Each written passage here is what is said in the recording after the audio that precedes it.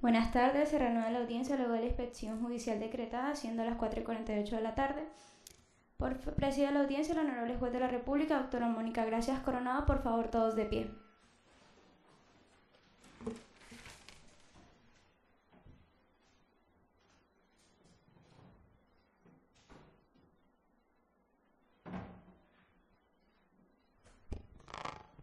Buenas tardes, tomen asiento.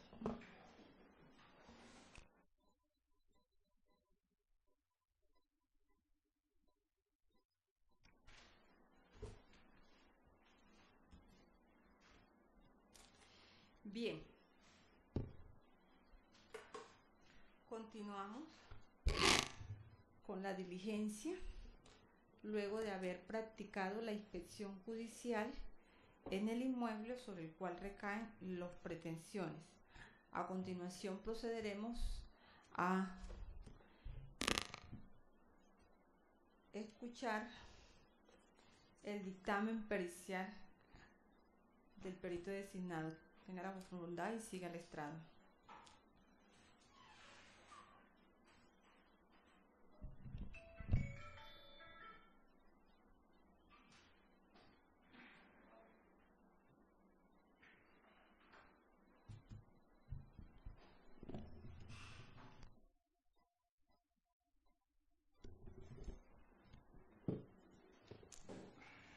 Hágame un favor, no, primero ríndame el dictamen y luego lo escucharemos. Ríndame primero el dictamen. Le iba a escuchar en declaración, pero primero ríndame el dictamen, que es lo conveniente.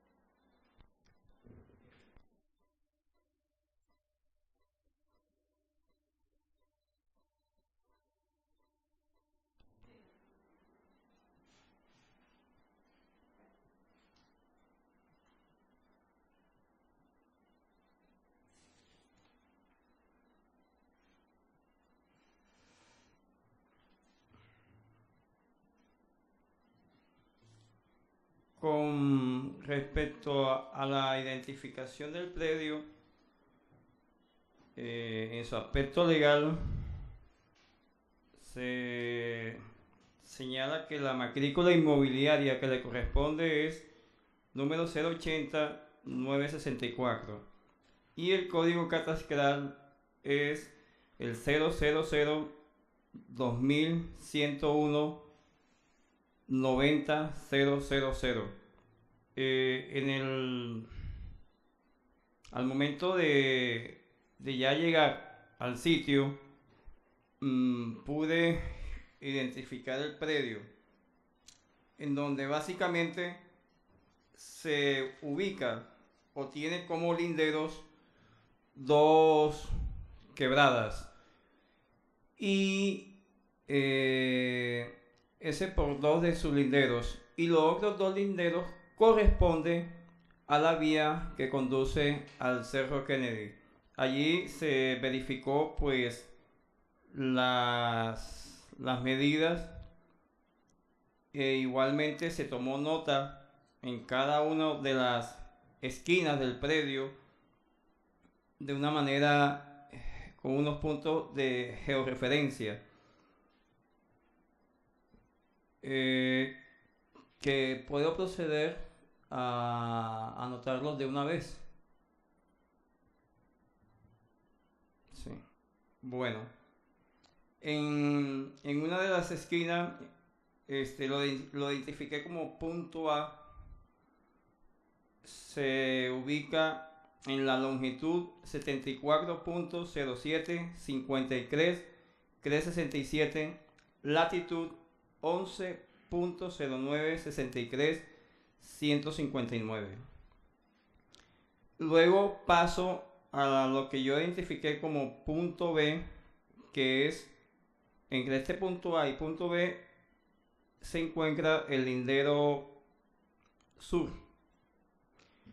Este punto B se encuentra ubicado de manera georreferencial de la siguiente manera: longitud 74.076-1739 y latitud 11.0970-634. Luego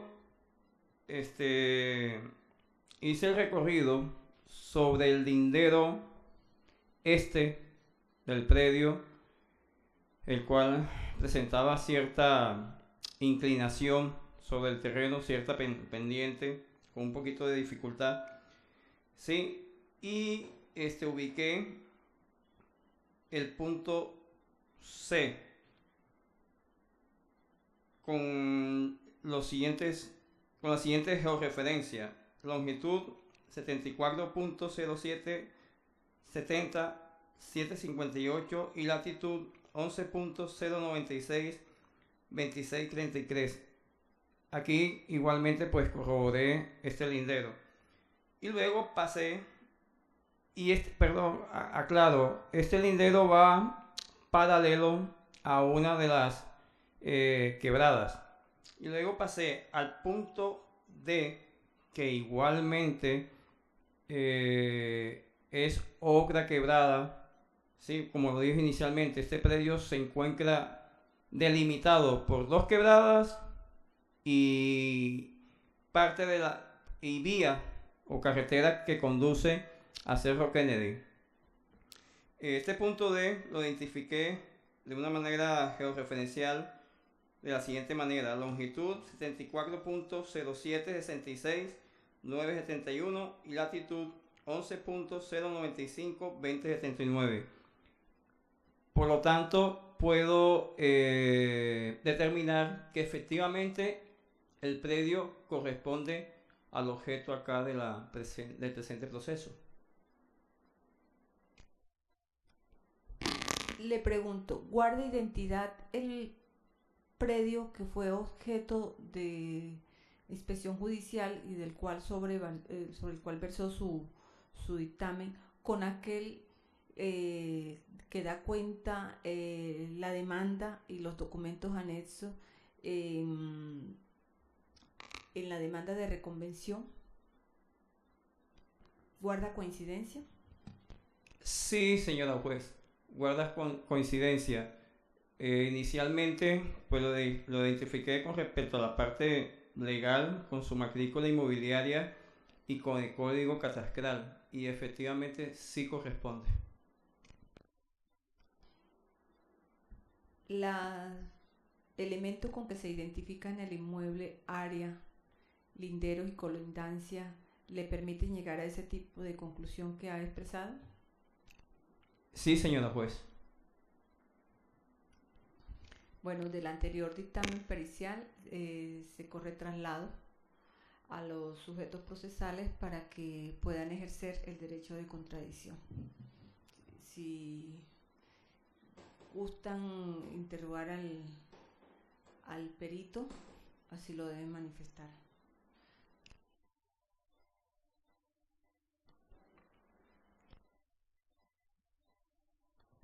Me parece que el dictamen está muy claro, no tengo ninguna pregunta.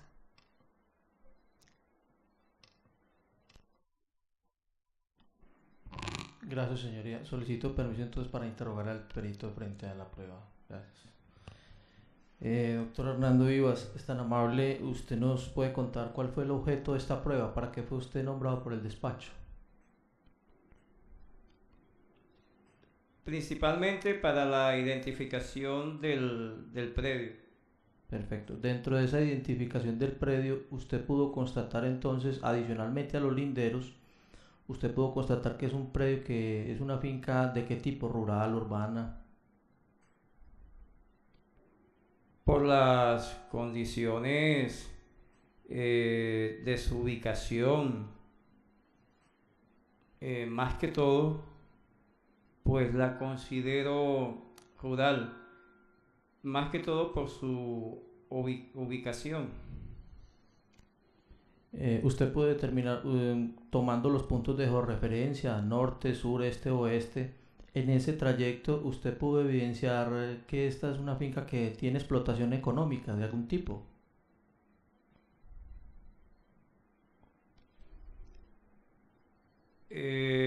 Pues observé que existe una infraestructura ya que corresponde pues a una serie, principalmente a una cabaña acondicionada para ser usada habitacionalmente. Perfecto, muchas gracias. No más preguntas, señoría. Bien, le agradecemos mucho al auxiliar de la justicia. Si bien puede retirarse del estrado. Con el dictamen pericial y habiendo evacuado la inspección judicial, concluimos nuestra etapa instructiva y ello indica que debemos pasar a la siguiente, que es la de emisión del fallo previa alegación de los sujetos procesales. Nuevamente se compele al funcionario judicial para que emita un pronunciamiento frente a las eventuales irregularidades que puedan haberse incurrido, y ello conlleva a que se haga una revisión del expediente. Con este deber se ha cumplido por cuenta de esta funcionaria y encontramos que hasta ahora las irregularidades en que eventualmente se hayan podido incurrir no socavan las bases del proceso que nos impidan emitir una decisión de fondo de manera válida. Por tal razón se tendrá de hacer un pronunciamiento en tal sentido y pasamos a a la etapa de alegaciones, para lo cual les recuerdo que cuentan con 20 minutos. 5 minutos antes, si es que sobrepasan ese término de 15 minutos, yo les estaré avisando, haciendo alguna señal para que ustedes puedan organizar en los 5 restantes y puedan exponer la totalidad de los argumentos que tengan pendiente. Escuchamos primero la parte demandante inicial y luego a la parte demandada. ¿Sí? Perdón, señoría, antes le pido el favor si se puede constatar antes de cerrar la etapa probatoria si hubo contestación por parte del INCODER sobre el inmueble que se certificara si era un bien baldío. En el expediente lo revisamos y realmente no quedó como la contestación de eso, a pesar de que fue una prueba que el despacho de oficio pues solicitó.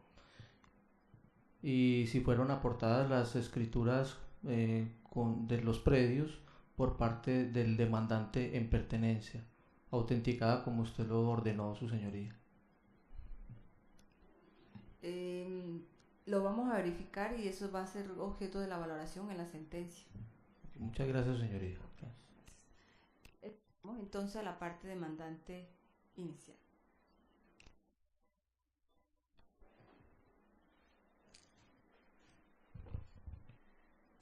Señora jueza primera civil del circuito de Santa Marta, Lucía del Pilar Castillo Vega, actuando como apoderada del señor Mauricio Francisco Noguera Salcedo, demandante en el proceso de pertenencia y demandado en reconvención en el proceso ordinario de dominio o reivindicatorio promovido por los demandados en el proceso de pertenencia, exceptuada la señora Jean-Marie Salcedo Jackson, lo que a mi juicio es un indicio de que ella no está de acuerdo con las pretensiones reivindicatorias de los demás demandantes.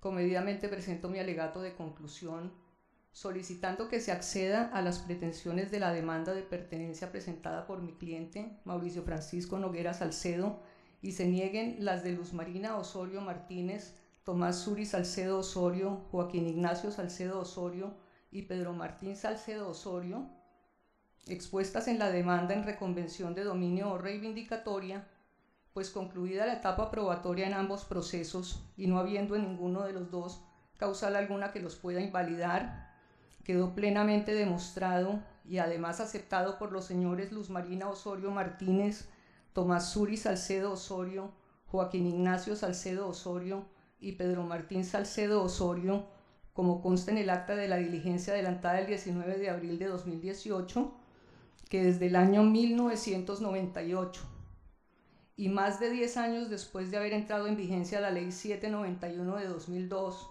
el 27 de diciembre de ese mismo año, teniendo en cuenta la fecha de la presentación de la demanda de pertenencia por prescripción extraordinaria adquisitiva de dominio, el 18 de diciembre de 2013, Mauricio Francisco Noguera Salcedo, demandado en reconvención es el único poseedor con ánimo de señor y dueño de manera pública, pacífica e ininterrumpida de la finca Palo Alto, hecho que, repito, propuesto por mi cliente como excepción en la demanda de dominio o reivindicatoria, fue aceptado expresamente y sin ninguna reserva por los señores Luz Marina Osorio Martínez, Tomás Suri Salcedo Osorio, Joaquín Ignacio Salcedo Osorio y Pedro Martín Salcedo Osorio en la diligencia del 19 de abril del presente año.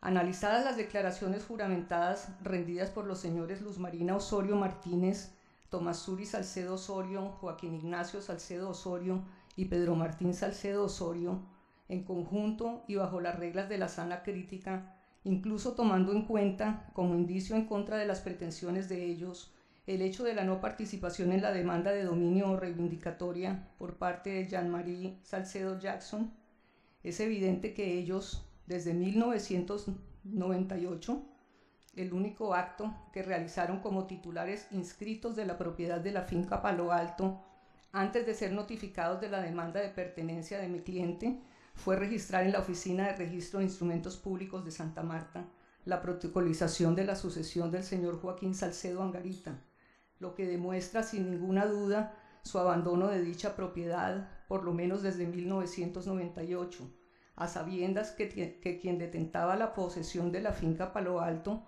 con ánimo de señor y dueño, desde ese mismo año, era su familiar Mauricio Francisco Noguera Salcedo, lo que ellos reconocieron en la diligencia practicada el 19 de abril de 2018. Ellos, señora jueza, nada hicieron en contra de mi cliente para reivindicar su propiedad inscrita de la finca Palo Alto antes de ser notificados de la demanda de pertenencia por prescripción extraordinaria adquisitiva de dominio presentada en su contra por Mauricio Francisco Noguera Salcedo. Cuando una persona propietaria inscrita abandona la cosa y la deja a su suerte, como lo hicieron Luz Marina Osorio Martínez, Tomás Suri Salcedo Osorio, Joaquín Ignacio Salcedo Osorio y Pedro Martín Salcedo Osorio con la finca Palo Alto desde 1998, y otra persona la posee, la cuida, la conserva, la mejora, como desde ese año lo ha hecho mi cliente con ánimo de señor y único dueño, por haberla permutado con su dueño cuando él todavía vivía, es justo, señora jueza, que con el transcurrir del tiempo de la posesión de la finca Palo Alto por parte de mi cliente, a él se le permita adquirir la propiedad de dicho bien, al cual le ha dado una utilidad y le ha invertido tiempo y dinero para conservarlo. Ahora es la posesión el camino para que con el transcurrir del tiempo se adquieran los bienes por prescripción adquisitiva de dominio.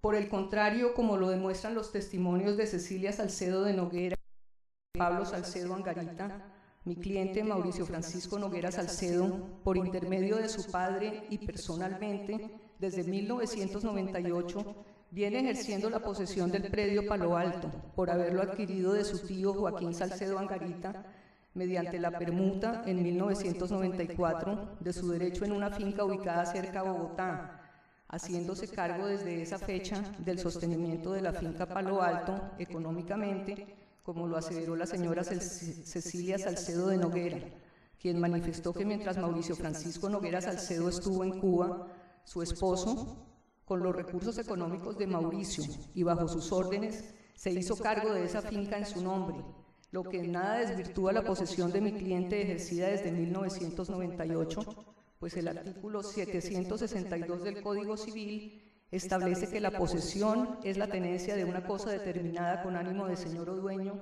sea que el dueño o el que se da por tal tenga la cosa por sí mismo o por otra persona que la tenga en su lugar y a su nombre.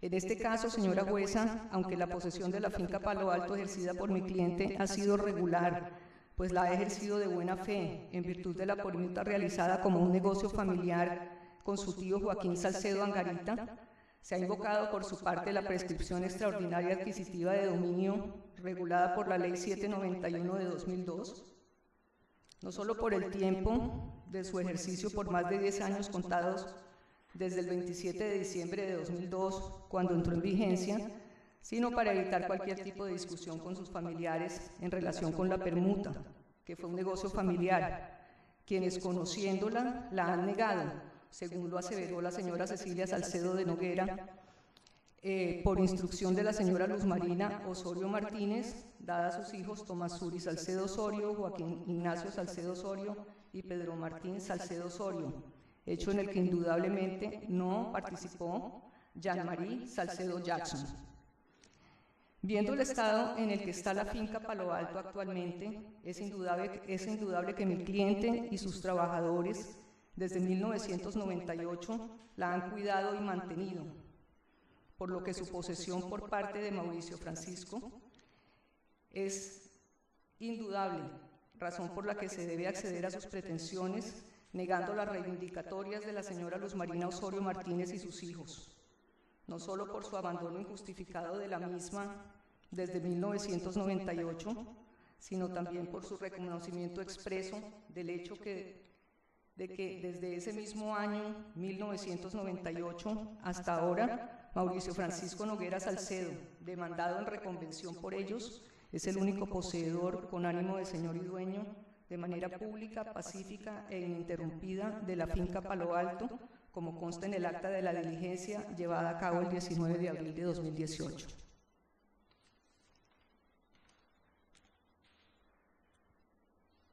Ya, doctora.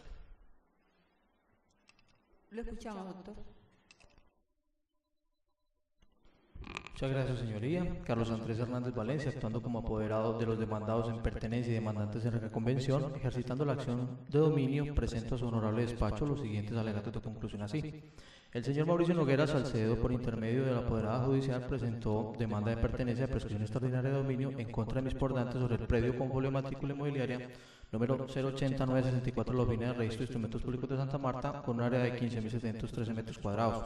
Para tal pretensión debía acreditar la posición de dicha inmueble en cabeza del señor Noguera Salcedo, que según el artículo 762 del Código Civil define la posesión.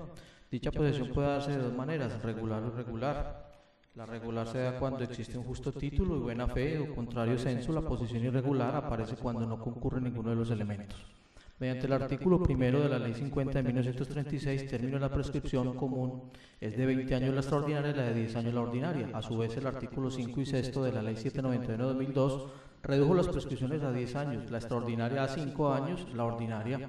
Por otra parte, el artículo 4 de la Ley Cuarta de 1973, que modificó el artículo 12 de la Ley 200 de 1936, artículo aún vigente, establece una prescripción adquisitiva agraria que habla de 5 años. Ahora bien, le correspondía al prescribiente o usucapiente demostrar haber ejercido funciones de amo, señor y dueño del predio por un periodo, en este caso, que nos ocupa de 20 años. Teniendo en cuenta las previsiones del artículo 41 de la Ley 153 de 1887, la prescripción iniciada bajo el imperio de una ley y que no se hubiera completado en el tiempo de promulgarse queda modificada, podrá ser regida por la primera o la segunda a voluntad del prescribiente, pero eligiéndose la última, la prescripción no empezará a contarse sino desde la fecha en que la nueva ley hubiera empezado a regir.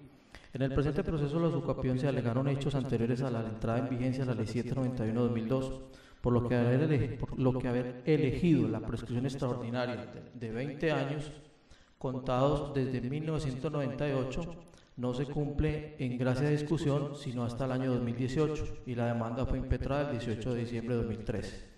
Por si fuera poco, de la actividad probatoria en declaración de terceros y confesiones efectuadas por el demandante en pertenencia, señor Noguera Salcedo, prueba por excelencia para probar posesión da cuenta de que éste estuvo ausente del predio entre los años 2002 y 2011, según declaración del demandante en interrogatorio de parte.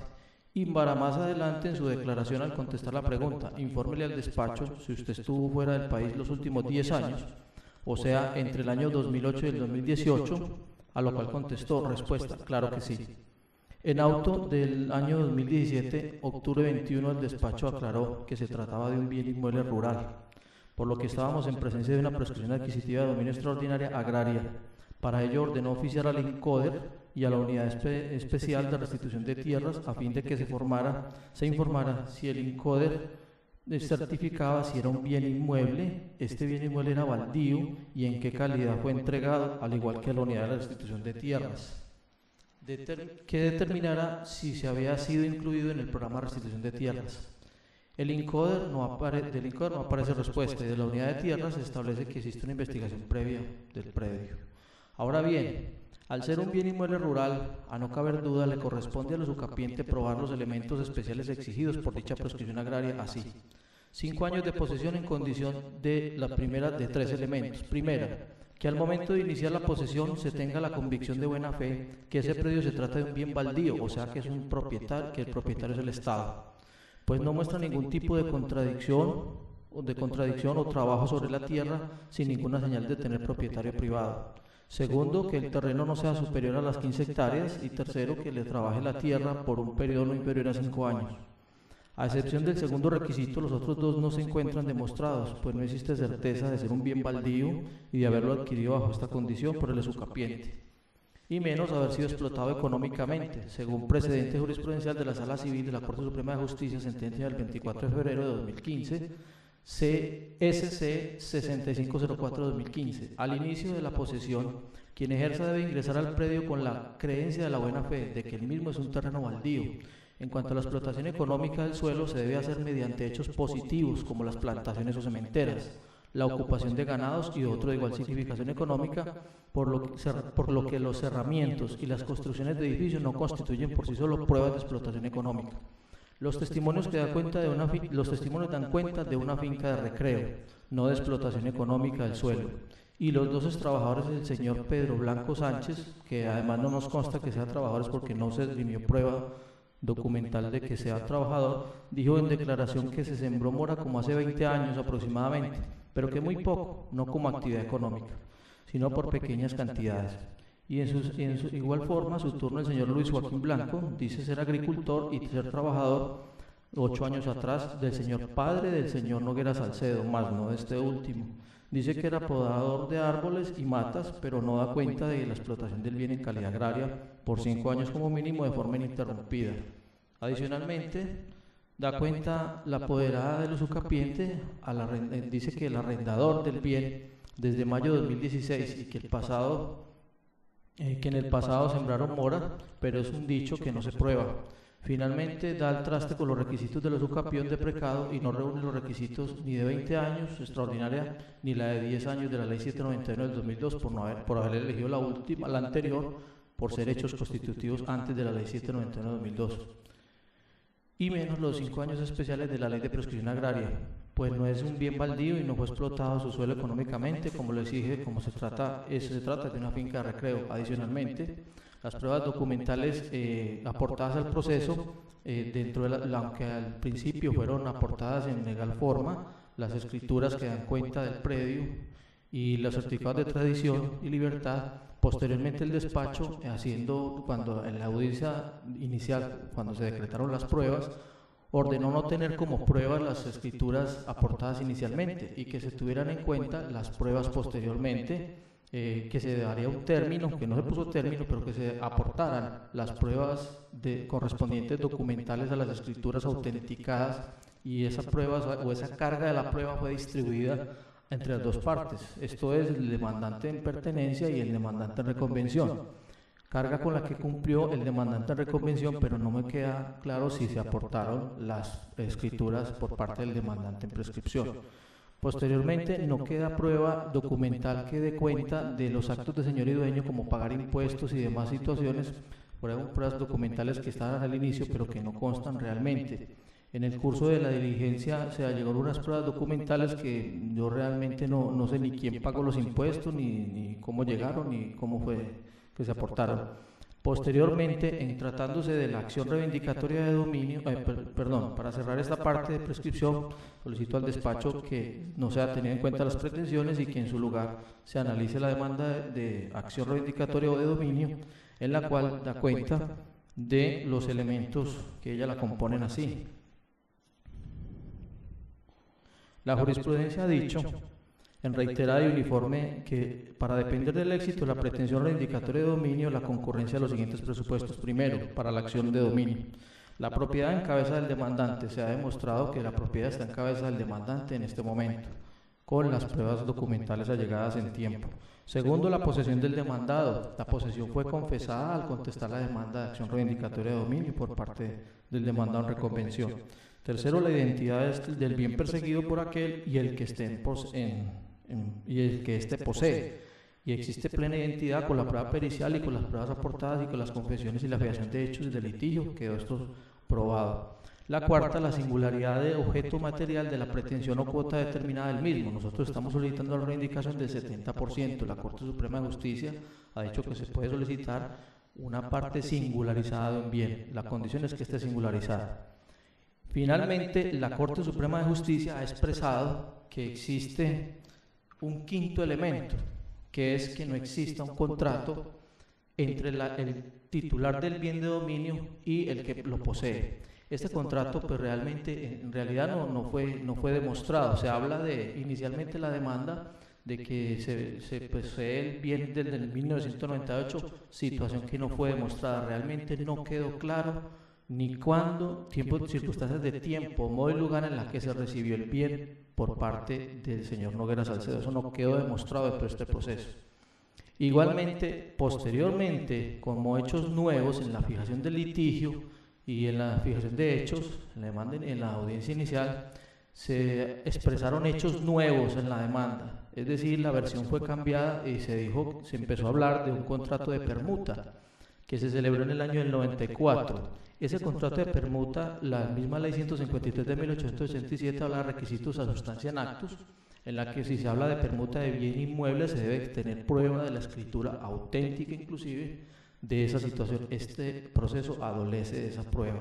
Solamente fueron dichos imprecisos, los testigos trataron de decir cosas frente a eso, pero no les consta tampoco. Entonces queda claro que en este proceso reivindicatorio de dominio no existe esa limitante, esa talanquera que dé al traste con la pretensión reivindicatoria de dominio, como lo ha dicho la Corte Suprema de Justicia en Sala Civil, que si se ha celebrado un contrato anterior, pues entonces no existiría la acción reivindicatoria de dominio porque el titular de dominio habría entregado la posesión, pero es que aquí no la entregó o no queda prueba de ello.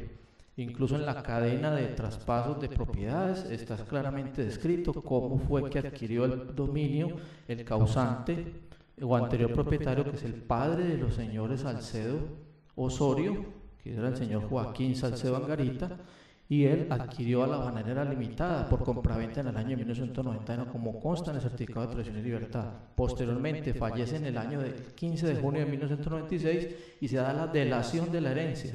Entonces ellos tienen la posesión efectiva de la herencia y posteriormente en el año 1998 hacen el ingreso o levantan la sucesión. Entonces queda claro que no existe un contrato específico entre ellos que dé al traste con la acción reivindicatoria de dominio. Solamente se habla de esto, pero no existe prueba dentro del proceso que lo afirma así.